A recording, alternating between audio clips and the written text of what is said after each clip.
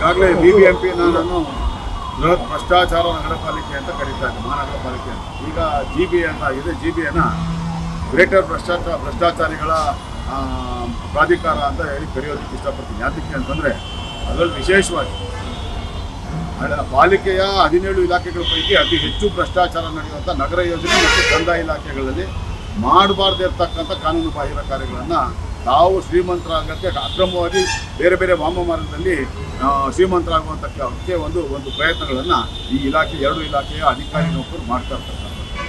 ನಾವು ಇವತ್ತು ನಾನು ಬೆಳಕಿಗೆ ತಂದಿರ್ತಕ್ಕಂಥ ಪ್ರಕರಣ, ಇಲ್ಲಿ ತನಕ ಕಂದಾಯ ಇಲಾಖೆಯಲ್ಲಿ ಲಕ್ಷಾಂತರ ನಕಲಿ ಖಾತೆಗಳನ್ನು ಬಿ ಖಾತೆ ಕೊಡಬೇಕಾಗಿರ್ತಕ್ಕಂಥ ಖಾತೆ ಸ್ವತ್ತುಗಳಿಗೆ ಖಾತೆಗಳು ಕೊಟ್ಟಿರ್ತಕ್ಕಂಥ ನಾವೇ ಬಯಲ್ಗಳಿದ್ದೀವಿ. ಆದರೆ ಇಲ್ಲಿ PID ಸಂಖ್ಯೆಗಳನ್ನೇ ನಕಲಿ PID ಸಂಖ್ಯೆಗಳನ್ನು ತಯಾರು ಮಾಡುವಂಥ ಪ್ರಕರಣ ಇದೇ ಫಸ್ಟ್ ನಾವು ನೋಡ್ತಾ ಇರ್ತಕ್ಕಂಥದ್ದು.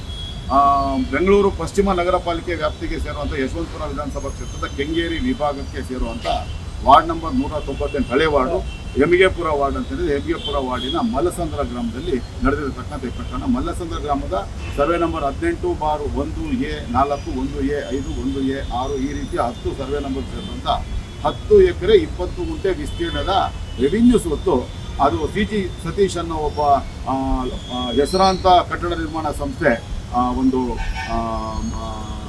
ಕ್ಯಾಸಾಗ್ರಾಂಡ ಲೋಟಸ್ ಪ್ರೈವೇಟ್ ಲಿಮಿಟೆಡ್ ಅನ್ನೋ ಒಂದು ಸಂಸ್ಥೆಗೆ ಸೇರಿರ್ತಕ್ಕಂಥ ಆ ಒಂದು ಸ್ವತ್ತಾಗಿರ್ತದೆ. ಅದು ಇಲ್ಲಿ ತನಕ ಭೂ ಪರಿವರ್ತನೆ ಇಲ್ಲಿ ತನಕ ಆಗಿಲ್ಲ, ಲ್ಯಾಂಡ್ ಕನ್ವರ್ಷನ್ ಆಗಿಲ್ಲ, ರೆವಿನ್ಯೂ ಸ್ವತ್ತಾಗಿರ್ತದೆ. ಇದಕ್ಕೆ ಖಾತಾ ಮಾಡಲಿಕ್ಕೆ ಬರಲ್ಲ. ಎಕರೆ ಲೆಕ್ಕದಲ್ಲಿರ್ತಕ್ಕಂಥ ಸ್ವತ್ತುಗಳಿಗೆ ಯಾವ ಕಾರಣಕ್ಕೂ ಖಾತಾ ಕೊಡುವಂಥ ಅಧಿಕಾರ ನಮ್ಮ BBMP ಅಧಿಕಾರಿಗಳಿಗಿಲ್ಲ.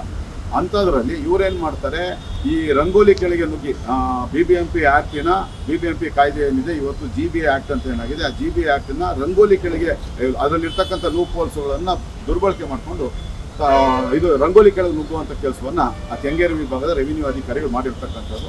ಆ ರೆವಿನ್ಯೂ ಡಿಪಾರ್ಟ್ಮೆಂಟಲ್ಲಿರ್ತಕ್ಕಂಥ ರೆವಿನ್ಯೂ ಇನ್ಸ್ಪೆಕ್ಟರ್ ಶಿವಕುಮಾರು, ARO ಈಗಾಗಲೇ 2-3 ಬಾರಿ ಅಮಾನತಾಗಿರ್ತಕ್ಕಂಥ ಲೋಕಾಯುಕ್ತ ಟ್ರಾಪ್ಗಳಿಗಾಗಿರ್ತಕ್ಕಂಥ ರಮೇಶ್ ರಾಥೋಡ್ ಅನ್ನೋ ಒಬ್ಬ ಕುಖ್ಯಾತ ವ್ಯಕ್ತಿ, ಲೋಕಮಾತ ಅಂತ ಕಂದಾಯ ಅಧಿಕಾರಿ, ಹಾಗೆ ಬೆಂಗಳೂರು ಪಶ್ಚಿಮ ನಗರ ಪಾಲಿಕೆ ಉಪಾಯುಕ್ತರಾಗಿರ್ತಕ್ಕಂಥ ಈಗಾಗಲೇ 3-4 ಪ್ರಕರಣಗಳಲ್ಲಿ ತಗಲಾಕೊಂಡಿರ್ತಕ್ಕಂಥ ಅಬ್ದುಲ್ ರಬ್ ಅನ್ನೋ ಒಬ್ಬ ಪರಮ ಭ್ರಷ್ಟ ಅಧಿಕಾರಿ, ಹಾಗೆ ಇವೆಲ್ಲರಿಗಿಂತಲೂ ವಿಶೇಷ ಜಿಲ್ಲಾಧಿಕಾರಿಗಳಾಗಿದ್ದಾಗ 100 ಎಕರೆಗಳು ಸರ್ಕಾರಿ ಸ್ವತ್ತನ್ನು ಖಾಸಗಿ ವ್ಯಕ್ತಿಗಳಿಗೆ ಪೋಡಿ ಮಾಡಿಕೊಡುವಂಥ ಪ್ರಕರಣದಲ್ಲಿ ಸಿಲುಕಾಕೊಂಡಿರ್ತಕ್ಕಂಥ ಆರ್ತಿ ಅನ್ನೊಂದು ಅಂತೇಳಿ ಇವತ್ತು ಪಶ್ಚಿಮ ನಗರ ಪಾಲಿಕೆ ಜಂಟಿ ಆಯುಕ್ತರ ಕೆಲಸ ಮಾಡ್ತಾ ಇರ್ತಕ್ಕಂಥ ನೀವು 5 ಜನರ ಒಂದು ತಂಡ, ಡಕಾಯಿತರ ತಂಡ ಒಂದಾಗಿ ಈ ಒಂದು 10 ಎಕರೆ 20 ಗುಂಟೆ ಸ್ವತ್ತಿಗೆ ಏಕಾಏಕಿ ಇವರು ಖಾತಾವನ್ನು ಮಾಡ್ಲಿಕ್ಕೆ ಬರೋದಿಲ್ಲ ಅನ್ನೋ ಸತ್ಯವನ್ನು ಮನಗಂಡು ಅವ್ರೇನು ಮಾಡ್ತಾರೆ, ರಸ್ತೆ ಬದಿಗೆ ಬರುವಂಥ 30 ಅಡಿ ಅಗಲಕ್ಕೆ ಆ ಸ್ವತ್ತು ಎಷ್ಟು ಉದ್ದ ಇರುತ್ತೆ ಅಷ್ಟು ಉದ್ದಕ್ಕೆ ಮೊದಲು ನಕಲಿ PID ಸಂಖ್ಯೆಯನ್ನು ಸೃಷ್ಟಿ ಮಾಡಿ ಅವರು ಖಾತವನ್ನು ಮಾಡಿಕೊಡ್ತಾರೆ. ಕಾನೂನಿನ ಎಲ್ಲ ನಿಯಮಗಳನ್ನು ಗಾಳಿಗೆತ್ತು. ಇವತ್ತು ಬೆಟರ್ಮೆಂಟ್ ಚಾರ್ಜ್ ಕಟ್ಸ್ಕೊಳ್ಳೋಂಥ ಪದ್ಧತಿ ಇವತ್ತು ಇಲ್ಲ. ಯಾಕಂದರೆ ಬಿ ಖಾತಾ ಇದ್ದರೆ ಖಾತಾ ಮಾಡುವಂಥದ್ದು ಸ್ವತ್ತುಗಳಿಗಿರುತ್ತೆ, ಆದರೆ ಎಕರೆ ಲೆಕ್ಕದಲ್ಲಿ ಮಾಡುವಂಥದ್ದಕ್ಕೆ ಹೈಕೋರ್ಟ್ನಲ್ಲಿ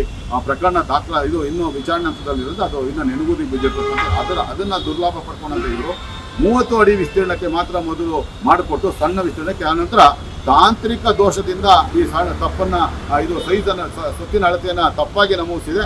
ಹಾಗಾಗಿ ನೀವು ಈ ಒಂದು ಅವರು ಮಾಡಿರ್ತಕ್ಕಂಥದ್ದು ಒಂದು 6,000-7,000 ಅಡಿಗಳಷ್ಟು ವಿಸ್ತೀರ್ಣ ಸ್ವತ್ತು ಮಾಡಿರ್ತಾರೆ.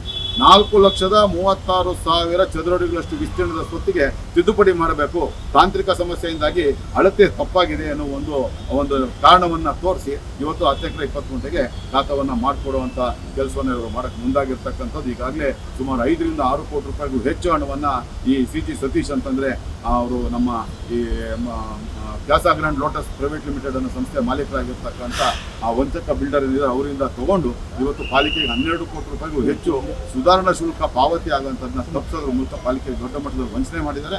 ಹಾಗಾಗಿ ಇವರೆಲ್ಲರ ವಿರುದ್ಧ ನಾನು ಇವತ್ತು ಸಂಪೂರ್ಣ ದಾಖಲೆಗಳು ಸಹಿತ ಲೋಕಾಯುಕ್ತದಲ್ಲಿ ವಂಚನೆ, ಅಧಿಕಾರ ದುರುಪಯೋಗ, ನಕಲಿ ದಾಖಲೆ ತಯಾರಿಕೆ ಈ ರೀತಿಯ ಪ್ರಕರಣಗಳನ್ನು ದಾಖಲು ಮಾಡಿದ್ದೀನಿ. ಹಾಗೆ ಪಶ್ಚಿಮ ನಗರ ಪಾಲಿಕೆ ಆಯುಕ್ತರು ಕೂಡ ನಾನು ದೂರನ್ನು ಕೊಟ್ಟಿದ್ದೀನಿ. ನನ್ನ ಸಮಕ್ಷಮದಲ್ಲೇ 4 ಮಂದಿಗೆ ಶೋಕಾಸ್ ನೋಟಿಸನ್ನು ಅವರು ದಾಖಲು ಮಾಡಿದ್ದಾರೆ.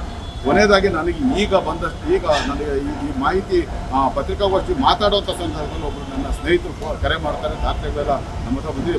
ಈ ಒಂದೇ ಕಚೇರಿಯಲ್ಲಿ ಕಳೆದ 1 ತಿಂಗಳ ಅವಧಿಯಲ್ಲಿ ನಕಲಿ PIDಗಳನ್ನು ತಯಾರಿಸಿರ್ತಕ್ಕಂಥ ಸ್ವತ್ತುಗಳ ಸಂಖ್ಯೆ 300ಕ್ಕೂ ಜಾಸ್ತಿ ಇದೆ.